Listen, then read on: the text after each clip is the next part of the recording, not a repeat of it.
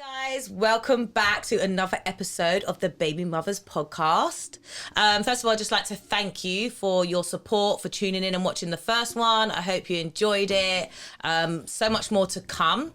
So today I've got Tamsin with me. She's like a part of the furniture. You will be seeing her quite often because I just like having chats with her. We've had these chats how many times now, Tamsin? A million. This is just normal stuff. This is regular for years. Normal stuff for us.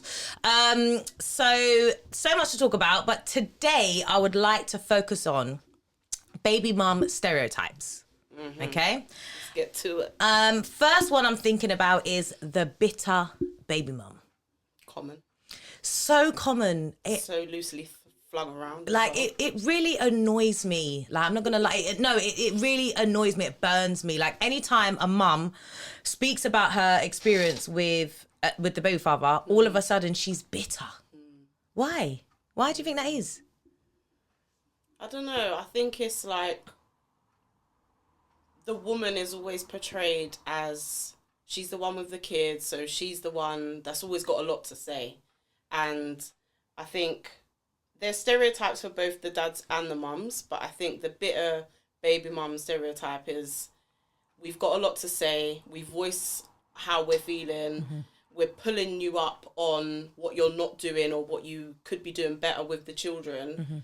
And, you know, women already have the stereotype of being naggers anyway, like, oh, she's nagging me again in the relationship. So out of the relationship, it's like, she's still nagging me, so she must still want me. Yeah, but like you said, we're just pulling the dads up out of frustration because you're not doing what it is that we expect you to do. You're not living up to our expectations of a parent. And when I say expectations, I'm talking about the expectations I put on myself as a parent. It's not like I'm asking any different from you. I'm asking you to do the same that I do. And when you don't do that, if a mum wants to voice that, why is she called bitter? Like, so, for example, I feel like the Baby Fathers podcast got a really good response from people. I feel like they was happy to see it. Why are you laughing? No, I'm serious. They were like, yes, here's some dads and they're speaking their truth and they're raising issues and we want to hear that and it's all good. But I feel like when mums start talking about things, all of a sudden it's like, look at this bitter baby mum. Look at this crazy baby mum. I would just like to ask, what is it that we're bitter about? Like, what are we bitter about? Because most of the time, we probably broke up with the dad. Yeah. Like, we probably broke up with you. Yeah. We left your ass. Yeah. So what are we bitter about? All right, let's define what a bitter baby mum is. What is your definition? Right. Because I believe that there are some 100% bitter mothers who have... Me too. So you give me your definition. Right. Me too. I definitely believe there's bitter baby mums out there. And I would say a bitter baby mum is someone who probably still wants to get back with the dad. She's probably jealous of maybe he's in a new relationship. Like, she's very hurt and she's very angry. But I would say where the bitterness comes in is because she's also probably still in love. Like, I would say that these are these mixed up emotions which causes you to be bitter. That's why I can clearly say I am not a bitter baby mum because I don't want to get back with my baby father. Thank you very much. Yeah, I'm not jealous of what he's got because like I'm more like I said, I'm more like, okay, well, you got a new woman now. She's gonna get what I got. Not great. Like, what do you see what I mean? So I'm just saying a woman can... You can suffer now. Do you see what I mean? But like you said, so there definitely is bitter baby mums. But the label needs to be appropriately placed on people. My definition of a bitter baby mum is a female who misplaces her negative emotions regarding her relationship that she had with the father of her children or child and uses those negative emotions in her decision making regarding her children. So you are, I believe that this type of woman is still emotionally hung up on the guy, probably felt violated because he might have cheated on her or he might not be living up to scratch of what they agreed with each other when they were, doing their sweet nothings in the bed. Or she's and she's really just really angry, like you said. So I agree with you, but I also think it's more about in my opinion, how she then deals with those emotions, and she's not putting them on her children, and she's also not using those emotions or her children to, you know, get in the way of her children having a relationship with their dad. Yeah. So I hear what you're saying on that, right? And I definitely agree. Women should be pulled up if they are not doing what's right by the child, and like you said, thinking with their emotions and having that have an impact. On the other side, I would say sometimes I feel like mums are always expected to do the right thing. Yeah. So like you said, this woman, she may have been cheated on. She may have been disrespected by the dad, like literally disrespected. That's why they've broken up. Yeah. And then next week, she's meant to offer him respect. She's meant to show him respect because it's in relation to the child. Now, I mean, I get it. But what I'm saying is that is a big ask on a woman, because a man ain't out here respecting another man if he don't deserve respect. No matter what it's for, you're not showing him respect. Don't act like you are. But yet women, we are expected to put to the side the way we were treated, even if we were treated disrespectfully, violated. We have to put that to the side and be like, but for the sake of my child, I will show you respect. Sometimes I'm saying it's hard for a woman. I agree with you. Do you know what I mean? I agree with you, because in my own experience, it did take me a while to, okay, let me navigate. Okay, first of all, this ain't my man no more. Okay, that's the first thing. Second of all, I'm now a single mum. Shit. Third of all, I can't remove myself from this ex. I have to still communicate with him. I still have to look after my children 90% of the time, and then freely give them up without, I might not get any information of where they're going or who they're going to be around, or, you know, so there's a lot to navigate as a woman now newly becoming a single mum. So I would distinguish newly single mum with you're 10, 15 years later and you're still giving a man grief. Yeah, because I think women should be entitled to a growth period. Yeah, do you know what I mean? Like a development period. Let them heal. Do you know what I mean? Like you said, like you may be bitter in the beginning, or you know, and I don't like saying that word because I feel like it's not fair on a woman. Like, I agree. Especially if she didn't do anything to put herself in that position and it was done to her. So like I said, if a man breaks out of her, it's done to you and your whole life has changed. You deserve some time to heal and grow and make mistakes. Like, you know, as long as she can maybe be pulled up on it, as long as she's got family members and friends who will hopefully give her the right advice and be like, listen, what you're doing is wrong. You shouldn't be acting that way. You shouldn't hold a child. But she deserves that time, you know, and the dad as well. Maybe you need to be a bit forgiving. Yeah. Because maybe you caused this. Like, don't just expect, because that's what I think men are quick to be like, but it's my child and my relationship with them is different to my relationship with the woman. Okay, but own what you did. Take some responsibility. Don't get me wrong. If a relationship just ended because over time you're growing apart, then cool. Woman, man up. Like, co-parent. Get on with it. But if you have hurt her, if you have disrespected her, like, come on, if you know she's found out things about it, then afford her that time, like, and grace, and allow her to make some mistakes, and, you know, hopefully she'll get it right quickly and turn around, and do you know what I mean? But it's got to work like both ways, if you get me. I agree. I think it's about respect, really. I think it comes down to respect, and when we're talking about expectations, they have to be realistic. Right, because because everything we mentioned now, was based on the past. Yeah. It was based on what the man did in the past. Yeah. So this is why the woman feels like that. But now when you talk about expectations as a parent is the now. Yeah. It's the future. And the future. And then men still seem to get that wrong. That's what I'm saying. Like, they still seem to get that wrong. So forget that we're over you. We don't want to be with you. You know, we've forgiven you. That's all done now, yeah? So we're cool. We're in a good place. We've healed.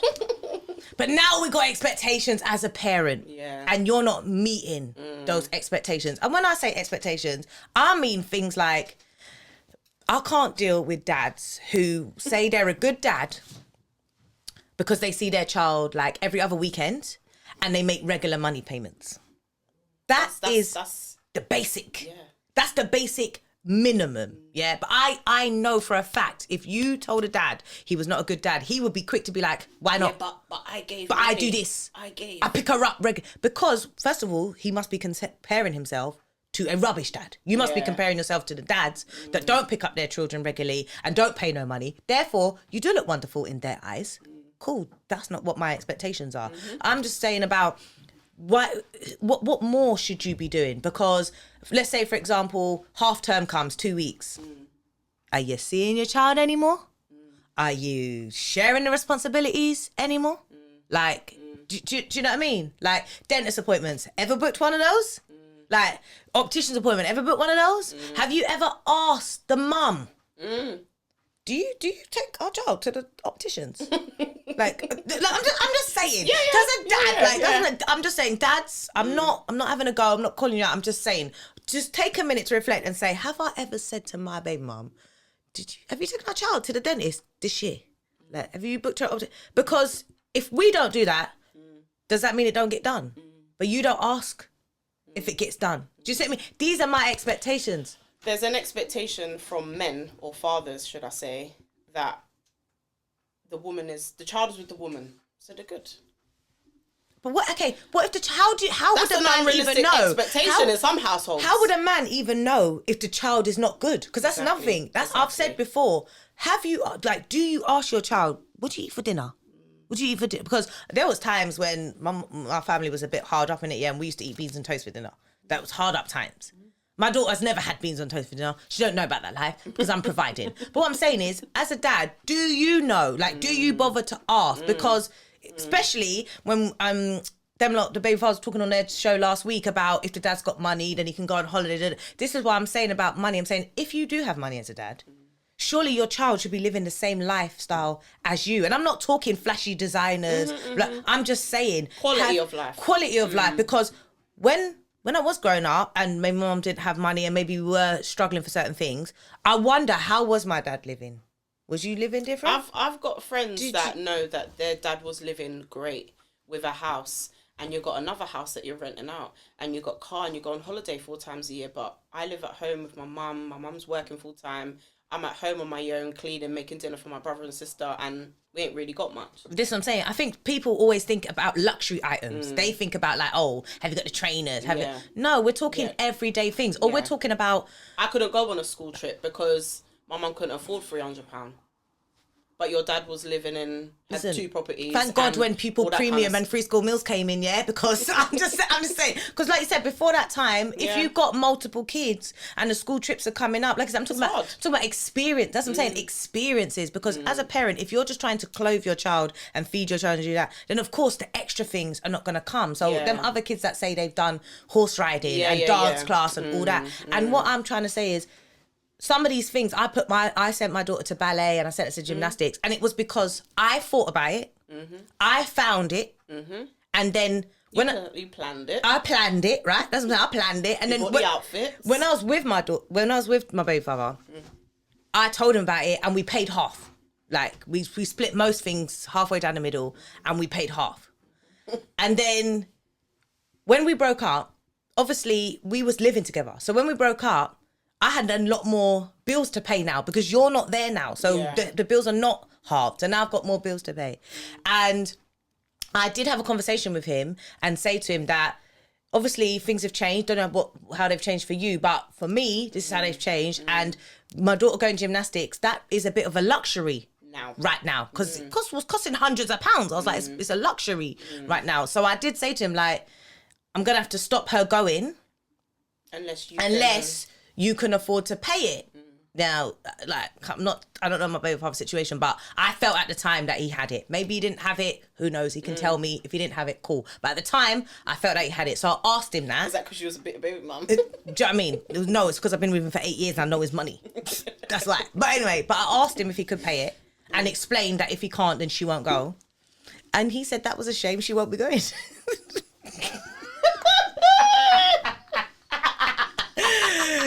Like, yeah, I mean, push come to shove, she didn't go.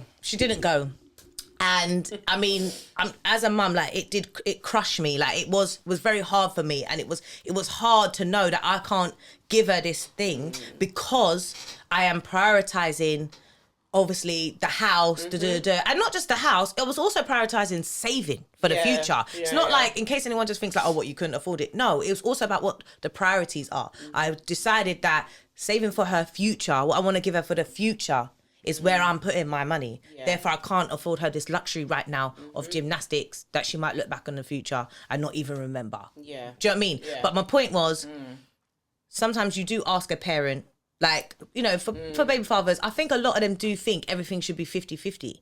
Do you think it should always be 50-50? Or do you think it might be based on how much money each one gets? Well, outside of a relationship, so you're co-parenting, and things should be 50-50. Well, for example, when you're in a relationship, what is it like?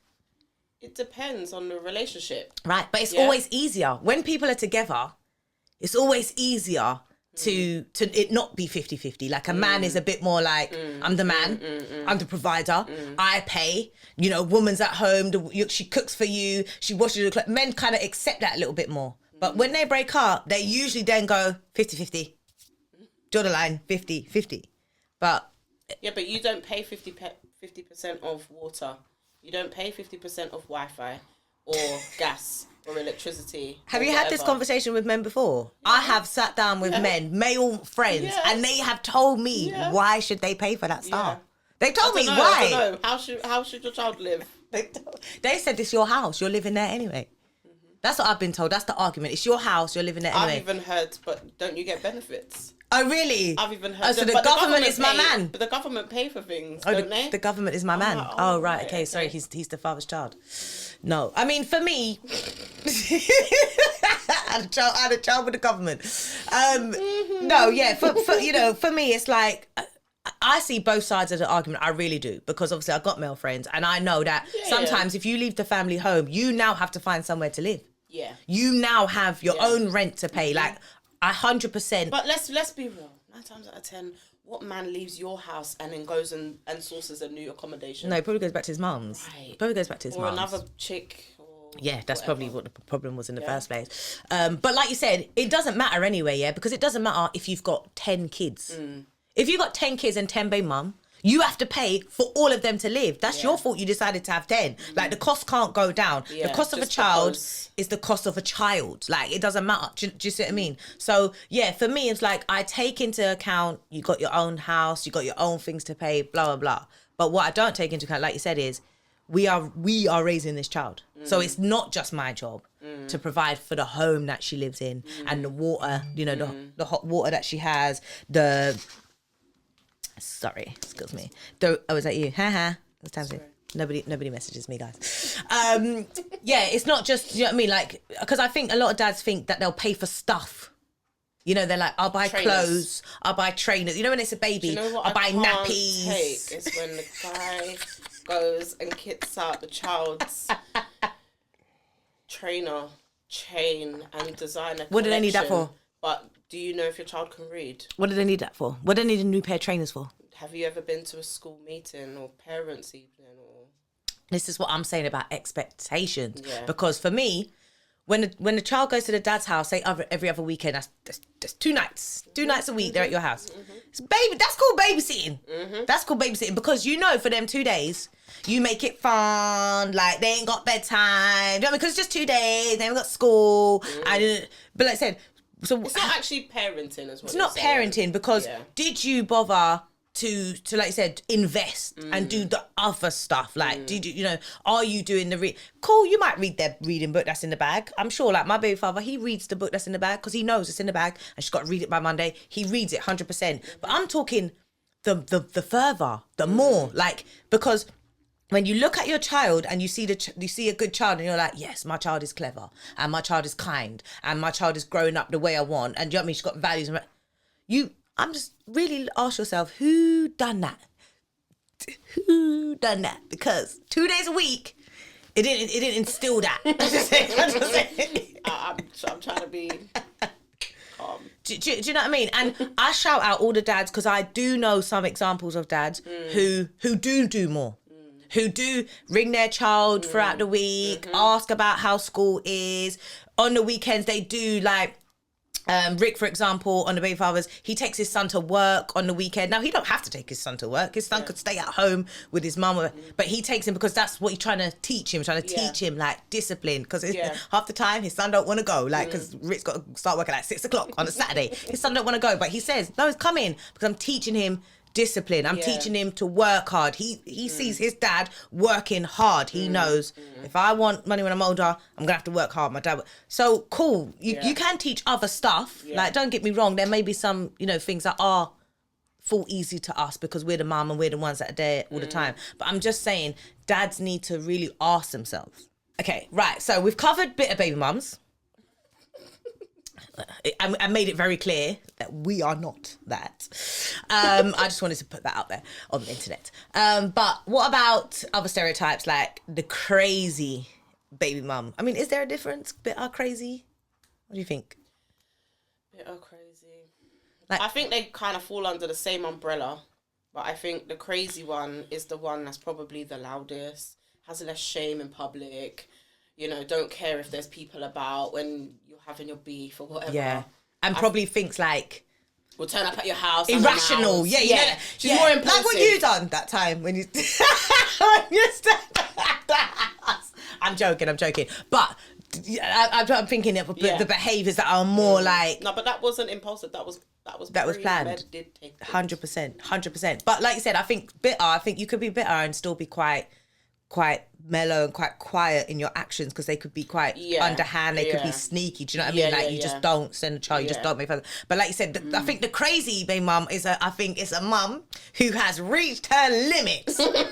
She has reached she's been done with you. She has been driven to the edge. She is had enough, and she doesn't care about how she's acting and about how she's wearing, how she's being seen. She looks. She's gonna be at the school gate. She's gonna be cussing you out. Them ones they're like, cussing you, telling all your friends, telling your mum. He done this. He don't do nothing for no one. That's what I'm saying. Telling your mum, you get a next gal. She's ringing the gal. She's gonna say.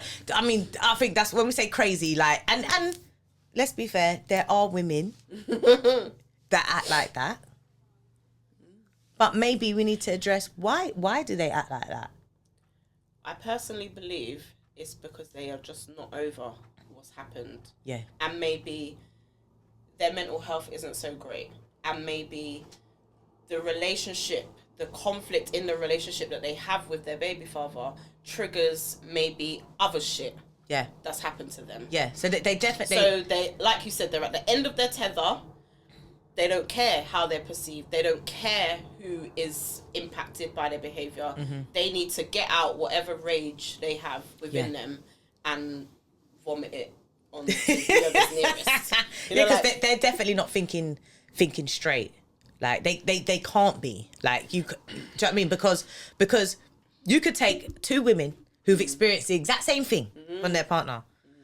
But they will act in different ways. Yeah. It doesn't mean that one baby father is better or worse than the other. That doesn't. Do you know what I mean? Women who you see conducting themselves in the right way, it doesn't mean that their baby father's good. Yeah. It doesn't mean that. But like I say, it means that they have healed and they have grown and they, you know what I mean, and they're acting how they think they should act and blah blah blah. Yeah, so I feel like a crazy one is they're not in that place. They haven't reached that place, and it could be for a number of reasons. I also think it's important to say on this topic is because if we're looking at this on a spectrum, we're right at the very top end of the spectrum of loud and rash and out there, but it's all down to perception, really. And let's not forget that a man can use these words and use these names to call you when he feels guilty or he feels that he's not doing his part or when he wants to get one up on you because it's a name that's gonna make you feel away. Well, it's easy. Imagine a man gets a new gal. Immediately, you are the crazy baby mom. Like, because it suits. It's convenient. Of course. Because if you're over there and she's over there and you don't mix, I can lie easily. Lie. That's what, do you know what I mean? Like, I can lie. I can tell you, yeah, I'm coming. I ain't got no money, or I'm 20 minutes away, or whatever the lie is. You can tell the lie easy because no one's communicating. No one's looking at each other with respect. yeah. You got two women looking at each other sideways. Yeah. And when you listen to someone's story, it's very easy. Like, I've always thought, like, when me and my baby father have been beefing, I've always said to myself, what does his story sound like? Like, I've always, because sometimes when I used to be arguing with him, I used to say to him, when we'd be arguing, I used to be like, have you told your friends what's going on? I used to be like, I know your friends, because I knew them. Obviously I was in with 80, I knew them. I used to be like, there's no way your friends are agreeing with what you've done. There's no way. But then I used to be like, my friend used to say to me, do you know what kind of story he told? Like, the stories are just not going to be the same. So it's very easy to tell a story to someone and, you know, like what we're doing here. Like, I'm sure that my baby father sitting next to me and we told the same stories. It's not going to be the same. And it doesn't mean that one of us is lying. Yeah. It doesn't mean that. It's your truth. But it's my truth and my perception. And like you said, and if you don't take the time to ask someone, why are they acting like that? Like, why did they turn up late? You know, why did you do, if you don't do that and you just, and you know, you just get the end of it, then it's going to cause a whole. But let's face it also, we're describing the woman, who could have this label attached to her by whoever, but let's not, and is being disrespectful, like even after you've broken up or whatever, or just, you know, violating, just taking the piss, like, turning up late on purpose to get a rise out of you, or, you know, not calling the kids, or not, just basically not doing what they said they were going to do. Because any, I don't want to say normal mum, but any mother that, even if she is working through her emotions of a breakup or whatever, but is generally a good woman, wants the best for her kids, and really doesn't want any beef with her baby father, she is going to do her best to make sure that those kids have a relationship with their dad. Whatever that looks like. And every family's different.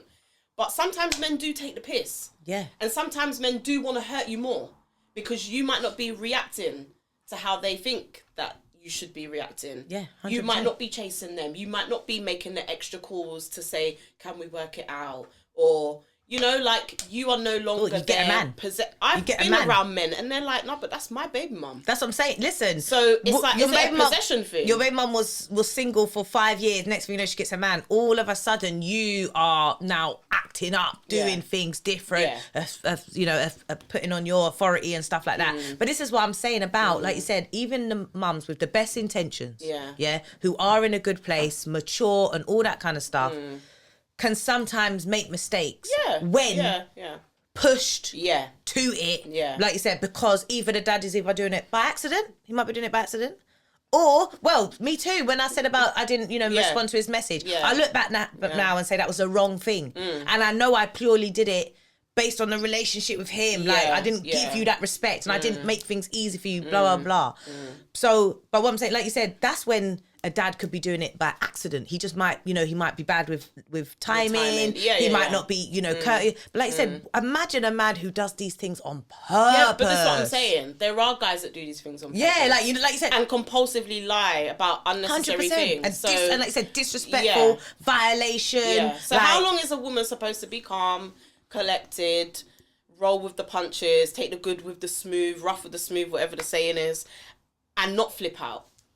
And not call people and not look to support from your mutual friends or call it a day. Or call it a day and say, you know what, I'm not doing this. Take me to court. Because of this stereotype that women in general have, that we are good and we are, the mature and responsible ones. And that is a stereotype that we have in society. So we are always supposed to be good. And that's why when we don't act like that, we're crazy because it's like unheard of. That we would actually have the audacity to have a voice. That's what I'm saying. We must be crazy. Yeah. Do you see what I mean? Yeah. All right. Well, I think we're going to leave it there for today. This was a good chat, good episode. I'm all for the addressing a bit of baby mums because I want this podcast to be about talking about people's experiences, Yeah. men and women's, and what is right and what is wrong. Yeah. So we're not here to just defend all baby mums. Yeah. We're not here to have a go at all baby fathers. Yeah. We're here to look at different experiences and say what is right, what is wrong, what can we learn from. Yeah. Do you see what I mean? Yeah. So that's why I wanted to talk about this topic today, to say, yes, there are better baby mums. Yes, there are crazy baby mums. But then there are also mums who don't deserve that title. Yeah. And therefore don't give them that title when they're just speaking up about what they don't agree with when it comes to their baby father and their expectations. Well, I think it's about, don't be so loose with your lips, innit? Be careful with what you say, and also and who you say it to, because listening ears are not always friendly ears. Yeah. So, I don't know. 100%. All right, guys. Well, we hope you enjoyed this episode. This is episode 2 of the Baby Mothers podcast. Thank you to Tamzin. You're welcome. Hope to see you again soon. Okay, guys, thank you for joining us for another episode of the Baby Mothers podcast. Hope you enjoyed it. Hope you appreciated what we had to say. Just want to ask you to like, share, repost, follow us on Instagram at the Baby Mothers, follow us on our YouTube channel, which is at the Baby Fathers, as we share the platform with them. But please just get behind us, support the team, and we'll see you soon.